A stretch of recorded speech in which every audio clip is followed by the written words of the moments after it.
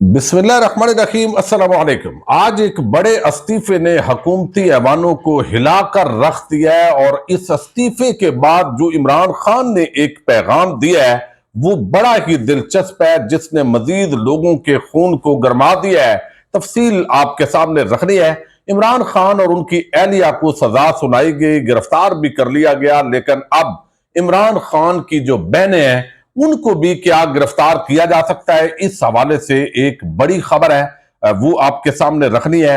तहरीक इंसाफ के जो उम्मीदवार वाज़े तौर पर जीतते दिखाई दे रहे हैं उनके लिए बड़े खतरात बढ़ गए हैं। जिस तरह पहले आप देख रहे हैं कि मुसलसल कार्रवाइयां हो रही हैं, अब उनके अगवा का जो सिलसिला है वो शुरू हो चुका है। कहां कहां से उम्मीदवारों के अगवा होने की जो खबरें हैं वो आ चुकी हैं, और आइंदा जो 3-4 दिन है इसमें क्या हो सकता है और क्या कुछ मंसूबे सामने आ रहे हैं, इस पर भी बात करेंगे। उम्मीद है आप समाप्त करेंगे और अपने कीमती फीडबैक से जरूर आगाह करेंगे। सबसे पहले मैं अपने तमाम व्यूवर्स का शुक्रिया अदा करना चाहता हूं कि मेरे सब्सक्राइबर 3 लाख हो चुके हैं और आप सब ने मुझ पर एतमाद का इजहार किया। आप मुसलसल सुनते हैं और मैं कोशिश करता हूं जो हक और सच की आवाज है वो आप तक पहुंचाऊं। आपका बहुत बहुत शुक्रिया, और मजीद आप ज़ाहिर ये तावन जारी रखेंगे ताकि हमारा जो एक खबरों का जो सिलसिला है, तज्जियों का जो सिलसिला है तो वो जारी रहे।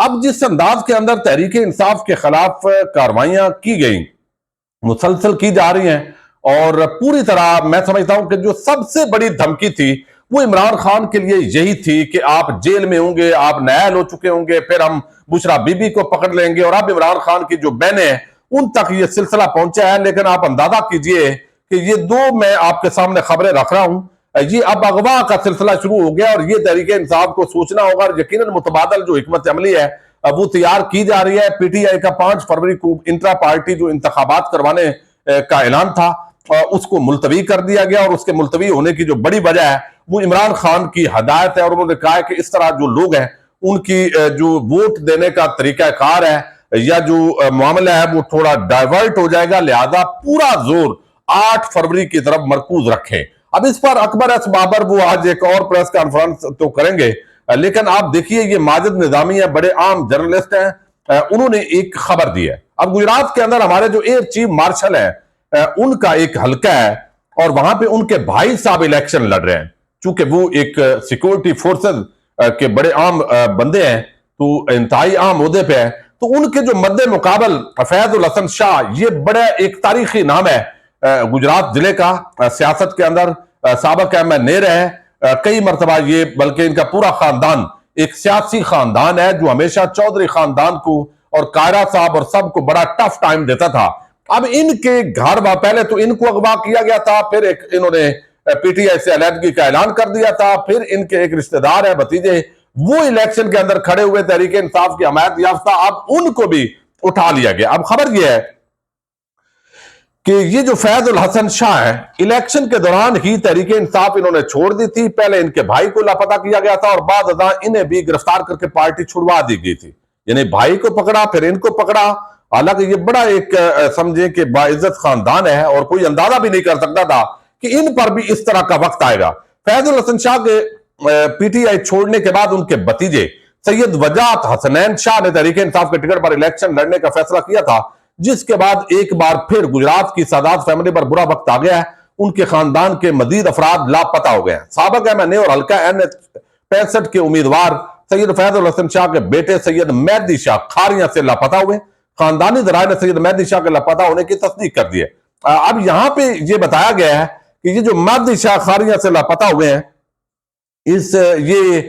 इनके साथ ही जो है वो और एक मामला भी है कि इनके कजन है और साबिक एमएनए फैजुल हसन शाह के भतीजे हैं रजा शाह, उनको भी नामालूम अफराद ने उठा लिया। और अली रजा को आंखों की बीमारी है और वो देख भी नहीं सकता, नाबीना बंदा है, उसको भी उठा लिया है। चूंकि हमारे एक आम उहदेदार है, ज़ाहिर है उनकी तरफ ही जाएगा मामला। वैसे तो पूरे मुल्क में ये तमाशा हो रहा है, लेकिन वो एक आम ओहदे पर बैठा हुआ बंदा है और उसके भाई साहब ने उधर इलेक्शन लड़ना है और उनको नीट एंड क्लीन माहौल चाहिए। तो क्या फर्क है भाई नवाज शरीफ माफिया या जरदारी माफिया और आपके अंदर? ये तो आपको कम अज कम आपको चाहिए कि आप कहें कि इससे اب میرا عہدہ بدنام ہو رہا ہے اور یہ کام آپ نہ کریں. ایک تو یہ خبر آئی ہے. اب دوسرا جو ہے وہ بتایا گیا ہے کہ کس طریقے سے کچھ اور لوگ جو ہیں ان کو بھی اٹھایا گیا ہے. اب یہاں پہ جو خبریں ہیں وہ بڑی تشویشناک آنا شروع ہوگی اور آئندہ 2-4 دن کے اندر اب اس کے اندر جو ہے وہ مزید لوگ بھی گرفتار ہو سکتے ہیں. یہ تحریک انصاف کے نامزد امیدوار ہے قومی اسمبلی این 145 خانیوال سے کرنل ریٹائرڈ عابد محمود شاہ کھگا. ان کو بھی کل دوپہر سے گرفتار کر کے کسی نامعلوم مقام پر منتقل کر دیا گیا ہے. ان کا ابھی تک کوئی پتہ نہیں ہے کہ وہ کہاں ہیں، گرفتار ہیں، اغوا ہیں. چونکہ گرفتار جو بندہ ہوگا اس کا تو 24 آورز کے اندر ان کو مجسٹریٹ کے سامنے قانونی طور پر پیش کرنا ہوتا ہے. ویاڑی پی پی 231 سے صوبائی اسمبلی کے امیدوار ہے خالد نثار ڈوگر، ان کے بھی اغوا کی خبر آ رہی ہے. تو اب یہ تواتر کے ساتھ تحریک انصاف کے امیدوار جو حمایت یافتہ ہیں ان کے اغوا کی خبریں آ رہی ہیں. تو یہ سلسلہ میں سمجھتا ہوں مزید بھی بڑھ سکتا ہے اور یہ الیکشن پولنگ ایجنٹس کو آگے اغوا کے مزید خبریں آ رہی ہیں، پلان آ رہے ہیں، دیکھتے ہیں اس پر جو ہے وہ کیا ہوتا ہے. لیکن آج ایک استعفے نے پورا جو ماحول ہے وہ گرما دیا ہے. پہلے قاضی صاحب تشریف لائے، چیف جسٹس بنے، ان کے بعد جس طرح ان کا وہ پورا معاملہ چل رہا تھا ظاہر ہے اس پر بڑے سوالات پیدا ہوئے. اب جسٹس شاہد جمیل خان ہے، یہ 10 سال تک لاہور ہائی کورٹ کے جج کے طور پر انہوں نے خدمات سر انجام دی ہیں. 1973 کے آئین کے آرٹیکل 206(1) کے تحت فوری طور پر انہوں نے مستعفی ہونے کا آپشن استعمال کیا ہے اور اس عہدے پر فائد ہونا انہوں نے کہا ہے کہ میرے لیے ایک اعزاز ہے، لیکن ذاتی حالات کی وجہ سے میں صفحہ پلٹنے اور ایک نئے باب کا آغاز کرنے کا فیصلہ کیا ہے. 1 اونس ثواب دید 1 پاؤنڈ عقل کے قابل ہے. یہ بڑا ایک تاریخی جملہ لکھا ہے اور اس جج کی یہ خاصیت ہے، انہوں نے جو یہ استعفیٰ دیا ہے اس کے اندر جو شعر لکھے ہیں اس کے اندر پوری کہانی بتائی ہے انہوں نے کہ شاید وہ جج رہتے ہوئے بھی آئین اور قانون پر عمل درآمد کرنے سے قاصر ہیں. اتنا گھٹن کا ماحول ہے ججز کے لیے بھی، فیصلے وہ دیتے ہیں، عمل درآمد نہیں ہوتا. بہت سارے ججز اس کے اندر کڑ رہے ہیں اور بتایا جا رہا ہے کہ مزید بھی استعفے اس حوالے سے 3-4 جو ہے وہ آئندہ آنے والے دنوں کے اندر آ سکتے ہیں. آزاد کی ایک آن ہے محکوم کا 1 سال، کس درجہ گراں سیر ہے محکوم کے اوقات. یعنی اتنے محکوم وہ سمجھ رہے ہیں کہ وہ کہتے ہیں کہ ایک آزاد کی 1 آن محکوم کے 1 سال کے برابر ہے. جیسے ٹیپو سلطان کی وہ کہاوت مشہور ہے کہ شیر کی 1 دن کی زندگی گیدڑ کی 1000 سالہ زندگی سے یا 100 سالہ زندگی سے بہتر ہے. اسی پیرائے کے اندر یہ اقبال کے اشعار ہے: آزاد کا اندیشہ حقیقت سے منور، محکوم کا اندیشہ گرفتار خرافات. محکوم کو پیروں کی کرامات کا سودا ہے، بندہ آزاد خود ایک زندہ کرامات. اقبال یہاں نام نہ لے علم خودی کا، موضوع نہیں مکتب کے لیے ایسے مقالات. اب اس کی تشریح بڑی زبردست ہے لیکن ظاہر ہے آپ سمجھدار لوگ ہیں اور میں اس پر زیادہ جو ہے وہ وقت نہیں لے جانا چاہتا. لیکن یہاں پہ ایک تو یہ استعفیٰ، مزید لائنیں، لیکن اس کے ساتھ جو عمران خان نے اس کے بعد پیغام دیا ہے وہ پیغام بڑا عام ہے. چونکہ یہ 3 کیسز ہیں، آج ایک کیس کے اندر سزا متوقع ہے، ججز جتنی جلدی کے اندر ہے، سرکاری وکیل جلدی میں ہے اور عمران خان کہتے ہیں بھائی ہم نے تو ادھر ہی رہنا ہے، آپ کو جلدی ہے. 12 گھنٹے کل سماعت ہوئی اور عدت کیس کے اندر عمران خان بشرا بی بی پر کیچڑ اچھالا گیا، یہ ساری چیزیں چلتی رہی. تو عمران خان نے جو آج پیغام دیا اور مسلسل جو پیغامات آ رہے ہیں، اب انہوں نے کہا کہ میرے پاکستانی ہو، یہ بڑا عام ہے. توشہ خانہ، سائفر، عدت جیسے مقدمات کے منظر عام پر آنے سے ان کا لغو پن اور ان کا بے بنیاد ہونا ہی سامنے نہیں آیا بلکہ ان کی تہ میں چھپے سیاسی عزائم بھی کھل کر سامنے آئے. جب سائفر کا معاملہ رونما ہوا تو میں نے متنبہ کیا کہ اگر ہم فیصلہ کن انداز میں اس سے نہ نپٹے تو آئندہ کوئی وزیر اعظم پاکستان کے اندرونی معاملات میں ایسی سری غیر ملکی مداخلت کا سامنا نہیں کر پائے گا. یعنی جنرل مشرف نے بھی پاکستان کو بمباری کر کے پتھر کے دور میں دھکیلنے کی امریکی دھمکی کے سامنے ہتھیار ڈال دیے تھے، مگر میں وہ کہتے ہیں کھڑا رہا. مگر رجیم چینج آپریشن رچانے والے اپنے آقاؤں کی خوشنودی کے لیے مجھے سرکاری گواہوں سے جرا کرنے یا اپنی صفائی میں گواہ پیش کرنے کے لیے قانونی حق سے محروم کر دیا گیا، کیونکہ ہینڈلرز بخوبی جانتے تھے کہ اگر مجھے یہ حق دیا گیا تو بنگال کے میر جعفر کی طرح ہماری سیاسی تاریخ کی ایک اور بڑی غداری بے نقاب ہوگی. اللہ رب العزت کے فضل و احسان سے میں نے مالی اعتبار سے بالکل بے داغ زندگی گزاری ہے اور میری اس ساکھ کی بدولت پاکستان کی عوام میرے خیراتی، یعنی انہوں نے سائفر کا بھی ذکر کیا اور پھر جو ہے یہ مالی کرپشن کا جو ان پر الزام لگایا گیا ہے، یہ توشہ خانہ والا، وہ کہتے ہیں میری اس ساکھ کی بدولت پاکستان کی عوام میرے خیراتی فلاحی منصوبوں کے لیے اربوں روپے کی عطیات دیتے ہیں۔ چنانچہ توشہ خانہ کا یہ بےہودہ سا مقدمہ تراشا اس لیے گیا کہ میرے خلاف مالی بدعنوانی کا ایک ادنا سا ثبوت بھی تلاش نہ کر سکے، حتیٰ کہ مقدمے پر جعلی عدالتی کارروائی کے دوران بھی جب انہیں احساس ہوا کہ مقدمہ میری بریت پر انجام پذیر ہوگا تو اس میں بھی مجھے سرکاری گواہوں سے جرا کے بنیادی قانونی حق سے محروم کیا گیا۔ اسی دوران وہ کہتے ہیں عدت والے مقدمے کی رفتار بھی بڑھا دی گئی، کیونکہ پاکستان کو ریاست مدینہ کے اصولوں سے ہم آہنگ کرنے کے لیے میرے خواب کے خلاف ایک بیانیہ بنانا چاہتے ہیں۔ چنانچہ مجھے بے قصوروار قرار دینے کے لیے شفافیت کے ادنا ترین معیار کو پامال کرتے ہوئے نہایت عجلت میں عدالتی کارروائی کو لپیٹا جا رہا ہے۔ میرے پاکستانیوں، آپ سب کو علم ہونا چاہیے کہ ان مقدمات کی کوئی قانونی بنیاد نہیں، بلکہ یہ سب اس سیاسی تماشے کا حصہ ہے جو گزشتہ 22 ماہ سے اس ملک میں جاری ہے۔ جس تیزی سے یہ تمام مقدمات لپیٹے جا رہے ہیں، اس کا واحد مقصد ووٹرز خصوصاً نوجوانوں کے حوصلے توڑنا اور انہیں مایوس کرنا ہے۔ آپ نے ہرگز ہمت نہیں ہارنی کیونکہ رب العزت ہی حتمی تدبیر کنندہ اور منصوبہ ساز ہے۔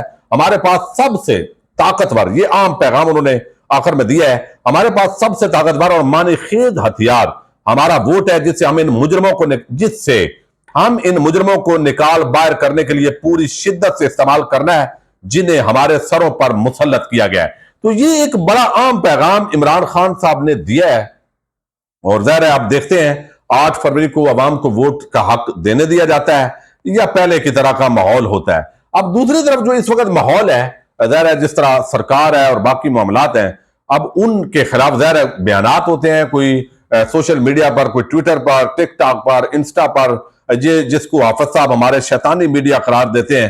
اب جو بات ہوتی ہے، ظاہر ہے نون لیگ بھی اس پہ بات کر رہی ہے، ججز بھی اس پر بات کر رہے ہیں، فوجی قیادت بھی اسی پہ بات کر رہی ہے، تو سوشل میڈیا درد سر تو بنا ہوا ہے، اور الیکٹرانک میڈیا بڑا اچھا بچہ ہے، اس کو جیسے تھپکی دیتے ہیں، اربوں کے اشتہارات لگاتے ہیں، وہ ویسی ڈگڈگی پہ ناچتا ہے، تو وہ بڑا زبردست میڈیا ہے۔